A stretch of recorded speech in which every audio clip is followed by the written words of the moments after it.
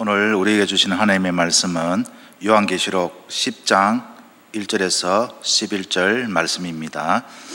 신약성경 408페이지 요한계시록 10장 1절에서 11절 말씀 봉독해 드리겠습니다. 1절입니다. 내가 또 보니 힘센 다른 천사가 구름을 입고 하늘에서 내려오는데 그 머리 위에 무지개가 있고 그 얼굴은 해 같고 그 발은 불기둥 같으며 그 손에는 펴놓인 작은 두루마리를 들고 그 오른발은 바다를 밟고 왼발은 땅을 밟고 사자가 부르짖는 것 같이 큰 소리로 외치니 그가 외칠 때에 7 우레가 그 소리를 내어 말하더라. 7 우레가 말할 때에 내가 기록하려고 하다가 곧 들으니 하늘에서 소리가 나서 말하기를 7 우레가 말한 것을 임봉하고 기록하지 말라 하더라.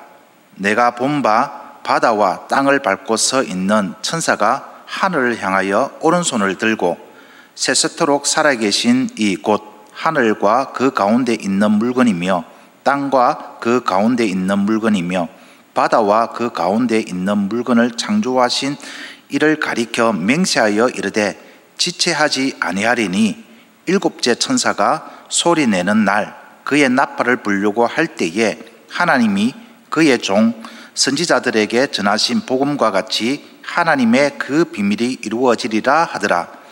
하늘에서 나서 내게 들리던 음성이 또 내게 말하여 이르되 네가 가서 바다와 땅을 밟고 서 있는 천사의 손에 펴놓인 두루마리를 가지라 하기로 내가 천사에게 나아가 작은 두루마리를 달라 한적 천사가 이르되 갖다 먹어버리라. 내 배에는 쓰나 내 입에는 꿀같이 달리라 하거늘 내가 천사의 손에서 작은 두루마리를 갖다 먹어버리니 내 입에는 꿀같이 다나 먹은 후에 내 배에서는 쓰게 되더라. 그가 내게 말하기를 네가 많은 백성과 나라와 방언과 임금에게 다시 예언하여야 하리라 하더라. 아멘. 지난 주일 말씀을 통하여서 참 어려운 시대에 그리스도인으로서 또 하나님의 자녀로서 백성으로서 우리가 어떻게 살아야 하는가 참 많은 은혜를 받고 또 그렇게 그 말씀에 또 합당한 삶을 살려고 또 기도하며 그렇게 살아왔습니다. 오늘도 여러분과 함께 은혜를 나누고자 하는 내용이 바로 오늘날 같은 이런 시대, 어떤 시대입니까? 코로나 바이러스를 통하여서 교회가 핍박받는 것 같고 또 세상으로부터 온갖 조롱과 멸시와 그런 부당한 대우를 받는 것 같은 이런 시대에 그리스도인으로서 우리는 어떻게 살아가야 하는가라는 그런 의문에 대한 답을 또 한번 살펴보고자 합니다. 먼저 우리가 한번 복습을 또 한번 해보면 지난 시간까지 몇 번째 나팔까지 이렇게 부러졌습니까?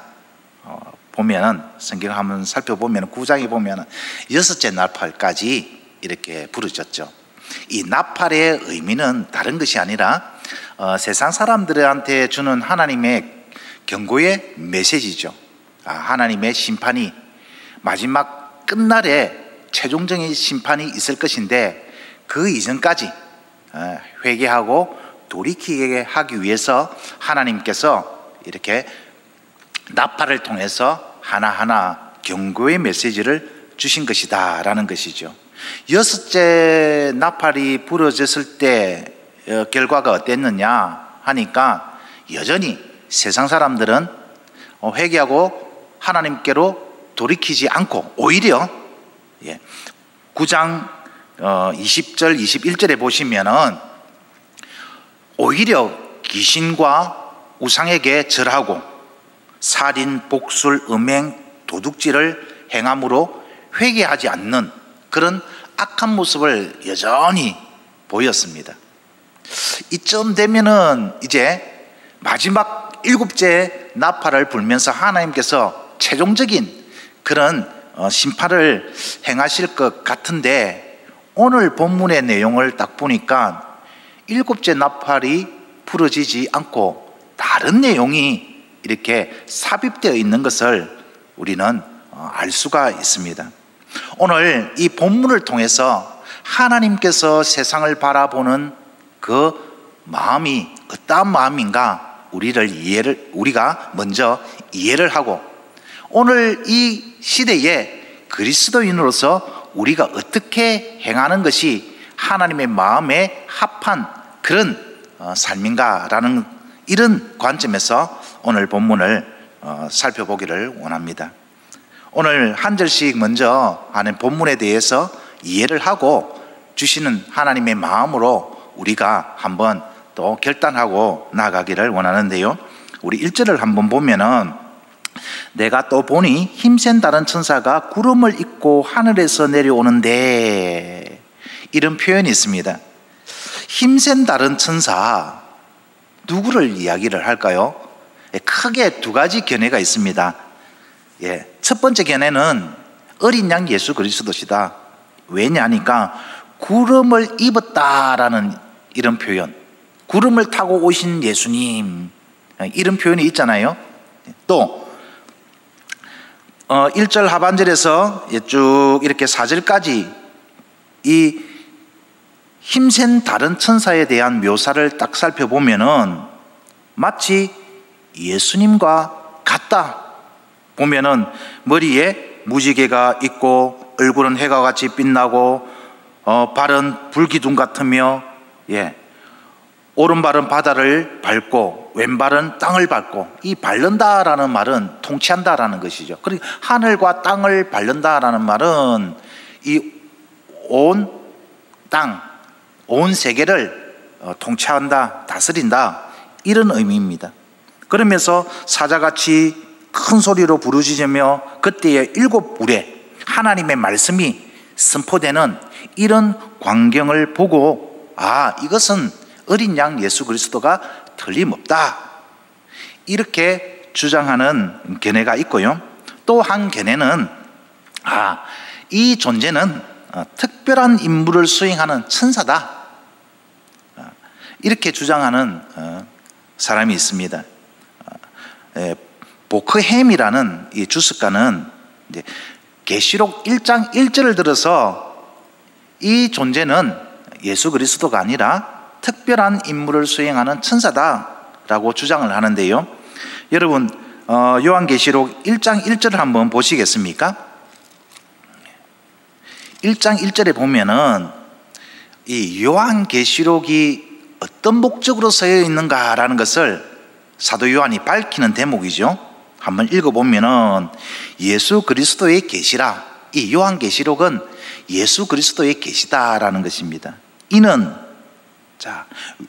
이 내용이 무엇이냐 하니까 하나님이 그에게 주사, 보면 하나님이 그에게 주사, 이때 그는 누구냐? 어린 양 예수 그리스도입니다.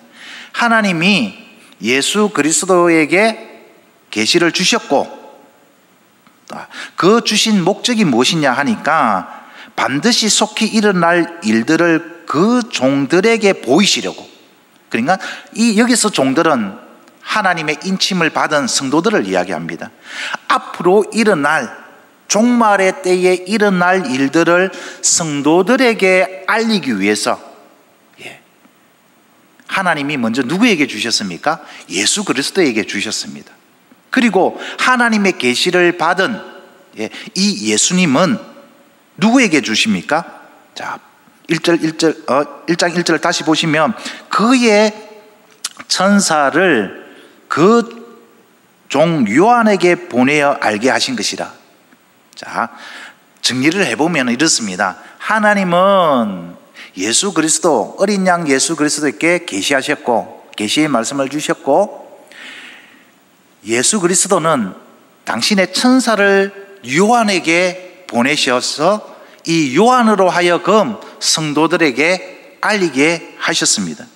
그러니까 정리를 해보면은 예수 그리스도께서 그 천사를 통해서 사도 요한에게 알리셨고, 이 사도 요한은 천사로부터 받은 그 계시의 내용을 성도들에게 알리는 그런 사명을 받았다라는 것이죠.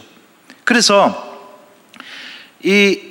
오늘 이 본문에 힘센 다른 천사의 존재는 바로 특별한 임무를 수행하는 천사다, 이렇게 주장을 하는 것입니다.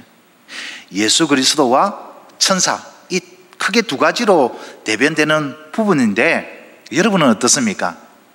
어떤 판단이, 어떤 견해가 옳은 것 같습니까? 저는 개인적으로 예수 그리스도도 맞고 또 천사도 맞다라고 그렇게 생각이 되는데요. 어쨌든 이것이 중요한 것이 아니라 오늘 본문에서 제가 강조하고자 하는, 또 이 본문을 통해서 제가 은혜를 받은 것은 무엇이냐니까, 오늘 본문의 속에서 드러나 있는 하나님의 말씀, 하나님의 명령, 하나님의 음성이 더 중요하다라는 것입니다. 천사를 통해서 하나님께서 알리고자 했던 그 내용이 무엇인지, 또 예수 그리스도를 통해서 하나님이 알리고자 했던, 하나님께서 드러내고자 했던 그 뜻이 무엇인지, 그것이 더 중요하다라는 것이죠.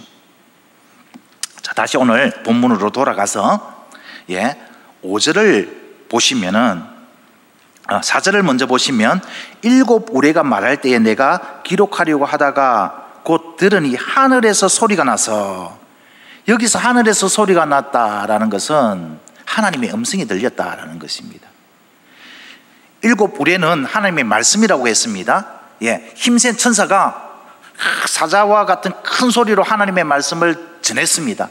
그래서 사도 요한은 막 기록하려고 했죠. 왜? 예수님이 1장에 그 명령을 했지 않습니까? 1장과 2장에 앞으로 네가 본 것과 지금 있는 일과 앞으로 있을 일을 기록해라 하지 않습니까? 그래서 그 주님의 명령을 따라서 사도 요한이 기록하려고 하는데 하나님이 다르게 이야기를 하는 거예요.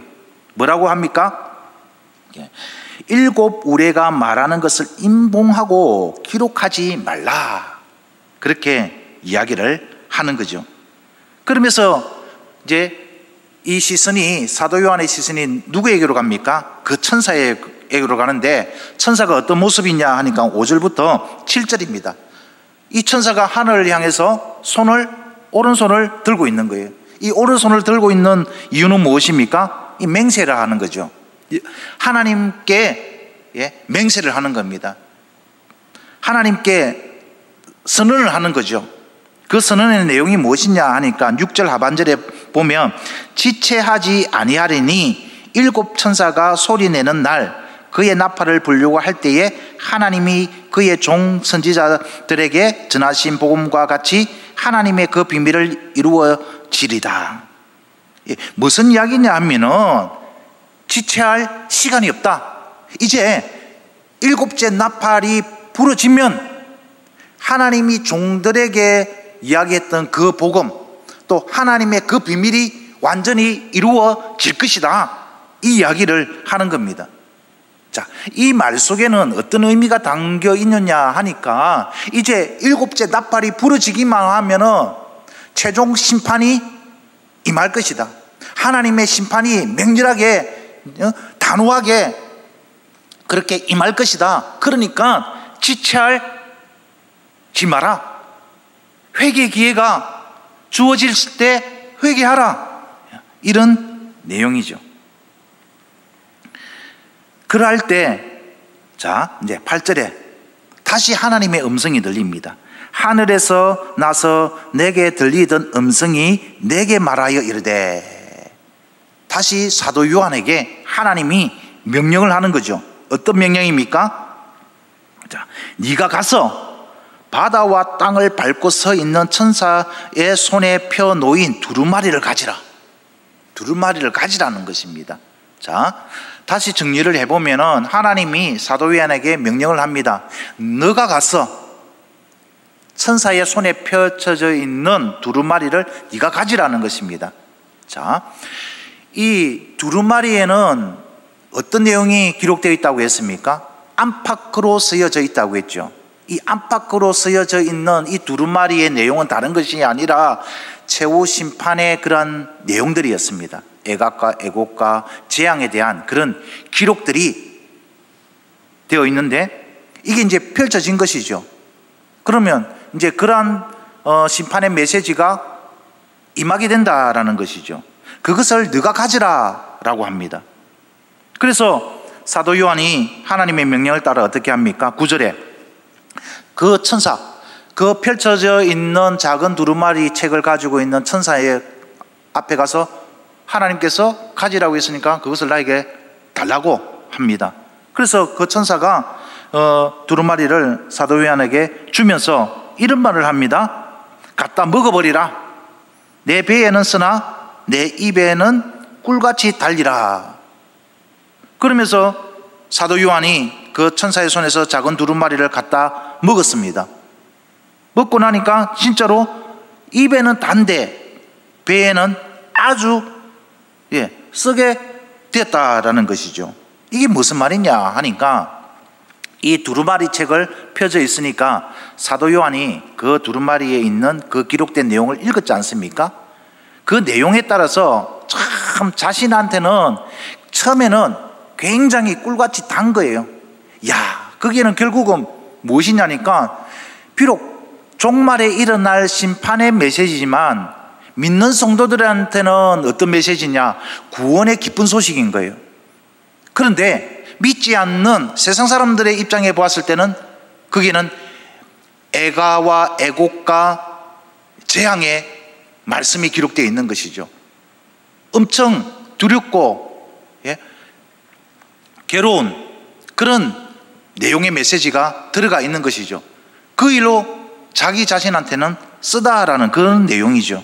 그리고 마지막에 하나님이 다시 사도 요한에게 명령을 주십니다. 11절에 그가 내게 말하기를 네가 많은 백성과 나라와 방언과 임금에게 다시 예언하여야 하리라 하더라. 무엇입니까?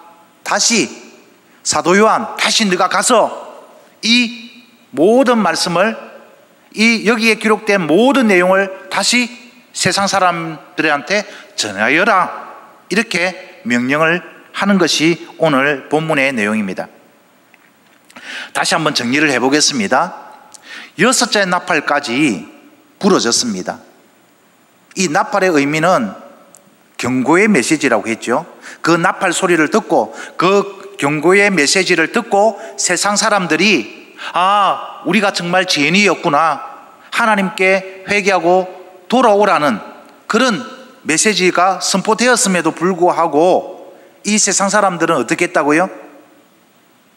오히려 귀신과 우상에게 절을 하고 살인하고 점쟁이를 찾아다니면서 음행하고 도둑질하는 이 악을 그대로 행하면서 전혀 회개하지 않는 그런 모습이었다는 거죠.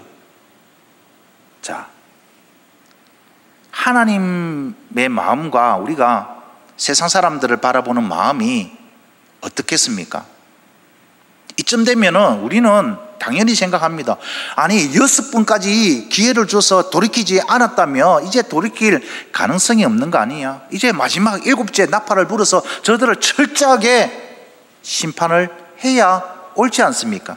그런데 오늘 본문에는 7째 나팔이 불어지지 않고 다시 사도 요한에게 뭐라고 합니까? 앞으로 펼쳐질 그런 내용들, 그게 뭐냐면 12장부터 21장까지의 그런 내용들인데요, 이 내용을 보면은 정말 어마무시한 그런 내용들이 기록되어 있습니다. 철저한 하나님의 아주 냉혹한 무서운 하나님의 심판의 메시지들이 쭉 기록되어 있는데요, 이런 내용의 메시지를 가지고 다시 너가 세상에 나가서 세상 사람들을 향하여서 전하라라는 것입니다. 어떤 마음일까요? 하나님은 그럼에도 불구하고 여전히 세상이 악하고 완악하고 절대로 돌이키지 않을 것 같은 그런 세상 사람들을 향해서 하나님은 다시 한번 기회를 주고자 하는 것이죠. 하나님은 어떤 마음입니까? 악인 한 사람이라도 죽는 것을 기뻐하는 것이 하나님의 마음이 아니라고 했습니다. 악인이 그 길에서 돌이켜 떠나 사는 것이 하나님은 더 기뻐하신다고 말씀하셨지 않습니까? 하나님이 이렇게 오래 참으시는 이유가 다른 것이 아니라 아무도 멸망하지 아니하고 다 회개하기를 원하는 것이, 그래서 살기를 바라는 것이 하나님의 마음이다라는 것이죠. 어떻게 그것을 알리려고 합니까? 하나님의 그 사랑, 하나님의 그 마음을 하나님은 어떻게 세상 사람들에게 전하고자 합니까? 바로 사도 요한에게 전하고자 하는 것이 오늘 본문에 나타난 하나님의 마음이다라는 것입니다. 이제 우리가 한번 적용을 해봅시다. 오늘 같은 이 상황, 하나님이 세상 사람들을 어떻게 바라보시겠습니까? 여전히 하나님은 긍휼히 여기는 마음으로 이 세상을 바라보실 것입니다. 비록 코로나 바이러스를 통하여서 교회가 부당한 그런 평가를 받고 참 조롱과 멸시와 그런 상황 속에서, 그런 것을 받는 이런 어려운 상황 속에서 우리가 세상 사람들을 어떻게 바라보아야 될지, 또 성도로서 우리가 어떻게 행해야 할지 오늘 이 본문을 통해서 우리에게 말씀해 주시고자 하는 것입니다. 이런 상황 속에서 하나님은 우리에게 그럼에도 불구하고 너희는 그리스도인으로서, 성도로서, 나의 백성으로서 하나님의 마음을 세상에 전하라라는 것입니다. 백성과 나라와 방언과 임금 모든 사람들에게 가서 다시 예언하라, 하나님의 말씀을 전하라, 하나님의 마음을 전하라. 이것이 오늘 우리에게 주시는 하나님의 말씀이다라는 것입니다. 이것이 하나님이 우리에게 주시는 사명이다라는 것입니다. 오늘 이 말씀을 가지고 우리가 첫 번째로 기억해야 될 것이 무엇이냐? 우리는 복음을 전파해야 할 사명을 가진 존재다라는 것입니다. 하나님께서 우리에게 하나님의 말씀을 전하라 명령하셨습니다. 그런데 복음을 전파하지 않고 바이러스를 전파하는 사람들이 있습니다. 예수님은 제자들에게 뭐라고 명령하셨습니까?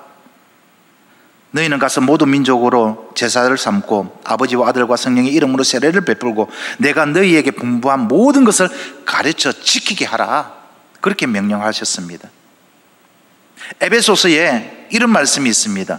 2장 10절에 우리는 그가 만드신 바라, 우리는 하나님이 창조하신 존재다라는 것이죠. 그리스도 안에서 선한 일을 위하여 지으심을 받은 자니, 왜 하나님은 우리를 지으셨는가? 예수 그리스도 안에서 선한 일을 위하여 우리가 지음을 받았습니다. 이 선한 일이라는 것은 무엇이냐? 하나님이 전에 예비하사 우리로 그 가운데서 행하게 하려 하신 것이다. 이 선한 일은 바로 복음을 전하는 것입니다. 구원의 기쁜 소식을 전하는 것이 바로 우리가 지음을 받은 이유입니다. 더 명확한 것이 있죠. 우리의 사명에 대해서 더 확실하게 말씀해 주시는 대목, 베드로전서 2장 9절. 그러나 너희는 택하신 족속이요 왕같은 제사장들이요 거룩한 나라요 그의 소유가 된 백성이니, 왜냐하면 너희를 어두운 데서 불러내어 그의 기이한 빛에 들어가게 하신 이의 아름다운 덕을 선포하게 하려 하심이니라. 여기서 아름다운 덕은 무엇입니까?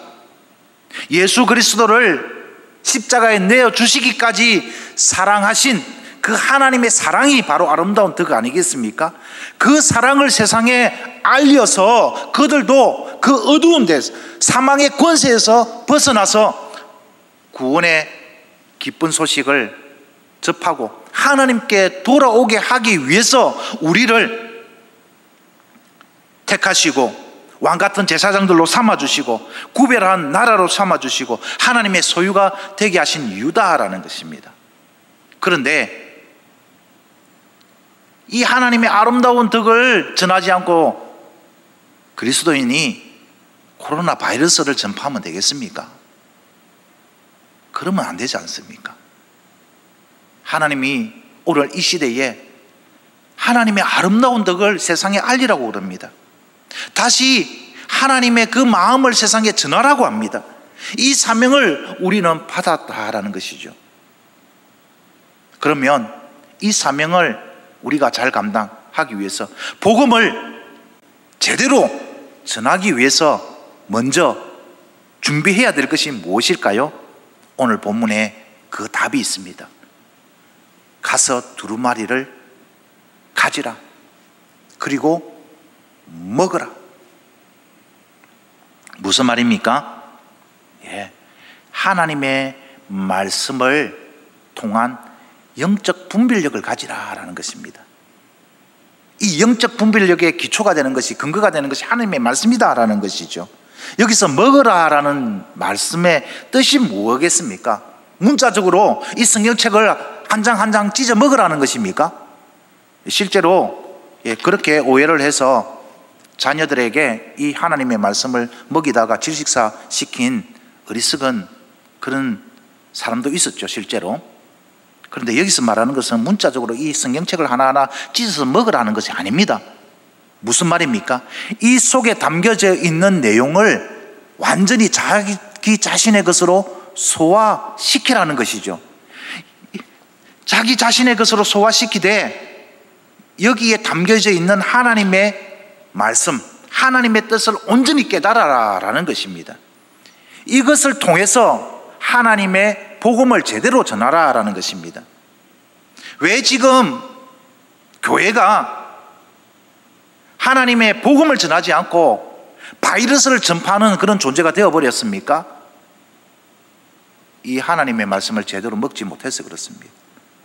하나님의 말씀을 먹고 하나님의 말씀을 철저하게 습득하고 그 속에 담겨져 있는 하나님의 뜻을 완전히 이해하지 못했기 때문에, 오해를 했기 때문에 이런 시대가 도래했고, 세상은 교회를 향하여서 손가락질하는 거죠.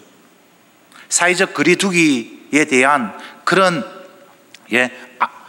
광고가 있을 때마다, 또 이렇게 텔레비전을 보면은 특보 이렇게 해가지고 그 노는 자막에 보면은 제일 먼저 교회, 그 다음에 뭐 다른 집단에서 발한 확진자, 이렇게 되어 있더라고요. 우리가 복음을 이 시대에 복음답게 전하는 길은 다른 것이 아닙니다. 내가 먼저 하나님의 말씀을 먹고 하나님의 말씀을 가지고 그 속에 담겨져 있는 하나님의 뜻을 온전히 이해하고 자기 것으로 소화시켜야 한다라는 것이죠. 그런데 우리는 어떻습니까? 여러분, 날마다 하나님의 말씀을 먹고 있나요? 그 하나님의 말씀을 완전히 소화시켜서 나의 것으로 삼고 있나요? 바쁘다는 그런 핑계로, 피곤하다라는 그런 핑계로 말씀을 먹지 못한 기간이 얼마나 됩니까? 하나님의 말씀을 가져야 할 때입니다. 하나님의 말씀을 매일매일 먹고 완전히 나의 것으로 소화하고 그 속에 담겨져 있는 하나님의 말씀을 온전히 내가 깨달아서 하나님의 선하시고 기뻐하시고 온전한 뜻이 무엇인지 분별할 수 있어야 하는 것입니다. 에스겔 선지자가 하나님으로부터 소명을 받았을 때 오늘 동일한 이런 메시지를 하나님으로부터 받습니다. 에스겔 2장 8절에서 3장 3절의 내용을 한번 찬찬히 나중에 한번 살펴보시면 여기에서도 하나님의 말씀을 먹으라고 그럽니다. 두루마리를 먹으라고 합니다. 에스겔이 하나님의 말씀을 다 먹고 창자까지 채웠다라고 합니다. 창자까지 채웠다. 에스겔이 하나님의 말씀을 다 먹으니까 그 입에 달기가 꿀 같더라라는 기록이 있습니다. 에스겔 3장 3절에 이런 말씀이 있는데요, 에스겔이 처해 있던 상황이 어땠습니까? 나라가 망하는 시점이었습니다. 하나님으로부터 떠난 백성들, 우상을 숭배하고 온갖 악을 자행하던 그 암울한 시대에 선지자로 부르심을 받죠. 그런데 이 에스겔은 어떻습니까? 패역한 백성들을 향해서 하나님의 말씀을 전해야 되는데 그 내용이 좋은 내용이 아닙니다. 애곡, 재앙의 말이 기록된 그 두루마리에 적혀 있는 그 내용을 전해야 됩니다.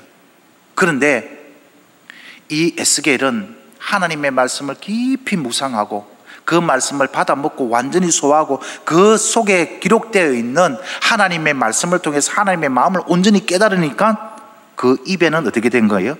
달기가 꿀과 같더라. 기쁨과 즐거움과 만족이 있었다라는 거죠. 비록 세상을 바라보면은 망할 것 같고 희망이 없고 완전히 끝난 것 같은 그런 암울한 시기에 있었지만 하나님의 말씀을 다 살펴보니까 그 가운데서도 희망이 있고 소망이 있고 하나님의 사랑이 있다라는 것을 발견하고 오히려 기뻐할 수 있다라는 것이죠. 예레미야도 마찬가지입니다.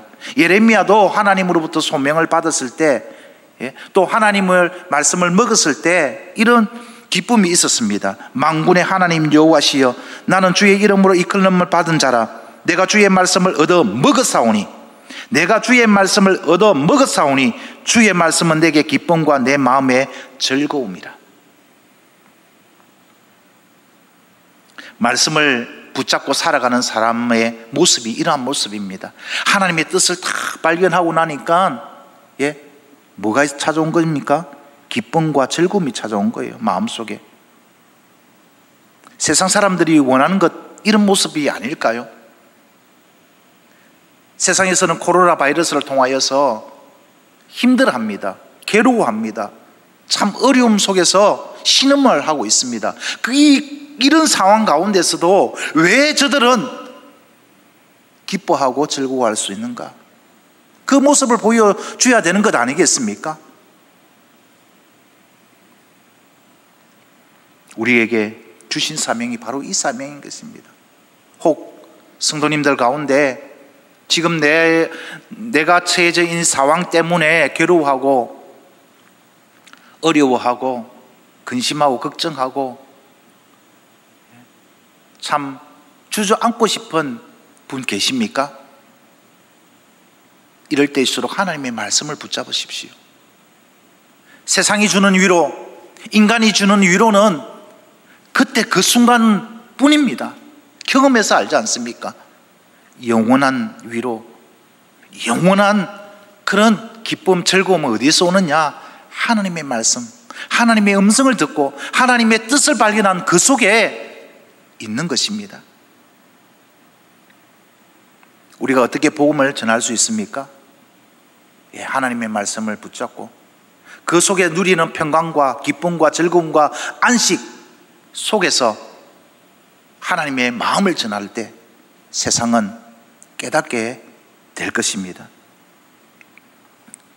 그래서 마지막으로 우리가 회복되어야 할 부분이 무엇입니까?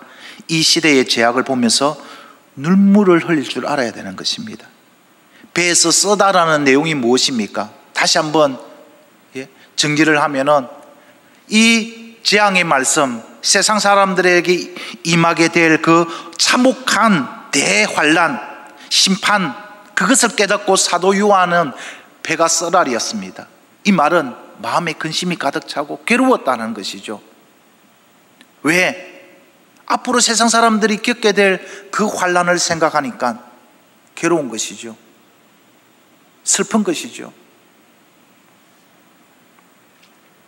오늘 이 시대를 바라보면서 우리는 하나님 앞에서 눈물을 흘릴 줄 알아야 됩니다.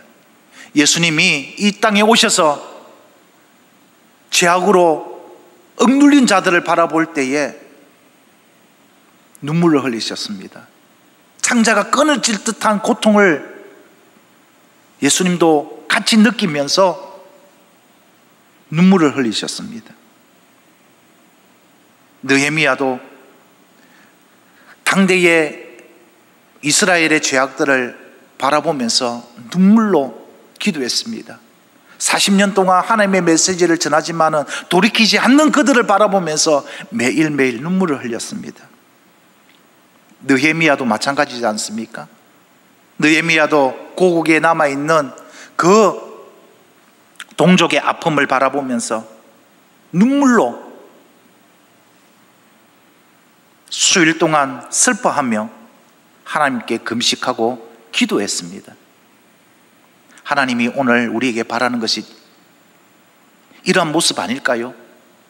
교회에 나올 수는 없지만 우리가 각 가정에서 우리 자녀들과 함께 하나님의 말씀 앞에 서면서 오늘 이 시대에 우리에게 전하고자 하는 하나님의 말씀을 깊이 묵상하고 깨닫고 또 우리가 같은 마음으로 이 시대를 바라보면서 슬퍼할 줄 아는 주님의 그 긍휼하심을 우리가 본받는 자녀로서 우리가 기도할 때에 하나님의 복음에 하나님의 그 구원의 기쁜 소식이 온전히 전해질 줄 믿습니다.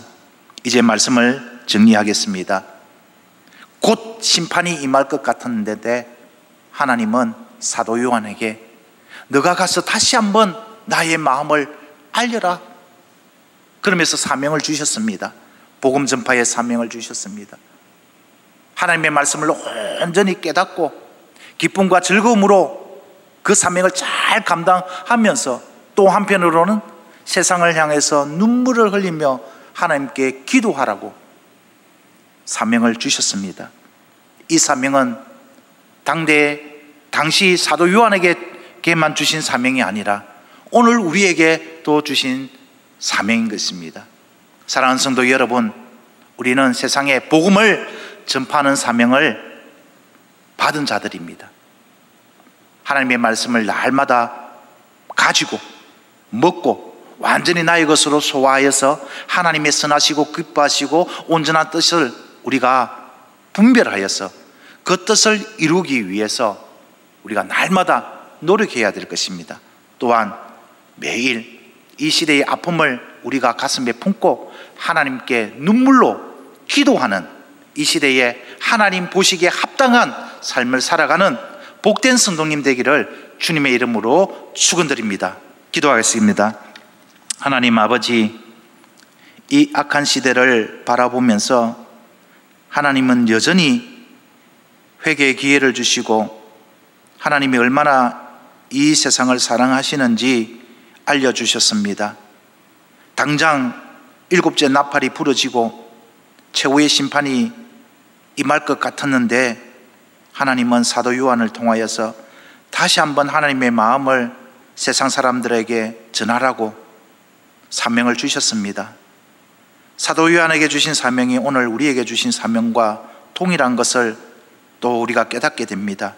하나님의 자녀로서 하나님의 백성으로서 그리스도인으로서 세상에서 바이러스를 전파하는 것이 아니라 복된 소식, 복음을 전하는 우리가 되게 하여 주시고 늘 하나님의 말씀을 가지고 완전히 나의 것으로 소화하여서 하나님의 뜻을 이루어 드리는 우리가 될 수 있도록 도와주시옵소서.